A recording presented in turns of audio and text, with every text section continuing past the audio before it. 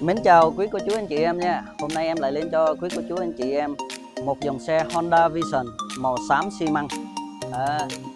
Với chỉ từ 35 củ, chỉ cần căn cước công dân, đủ 18 tuổi, quý cô chú anh chị em có thể mang xe về trong vòng 30 phút nha. Đặc biệt khi quý cô chú anh chị em mua xe và đặt lịch trước với em tại cửa hàng, em sẽ tặng cho quý cô chú anh chị em một đèn LED Audi và phủ nano chống trầy xước. Quanh xe bảo hành 3 năm nha, 3 năm nha, 1 đổi 1 nha. Đây còn rất là nhiều phần quà tặng cho quý cô chú anh chị khi mua xe tại cửa hàng nha, lên đến 8 triệu đồng nha. Những phần quà như sau: máy giặt nè, tủ lạnh nè, tivi nè.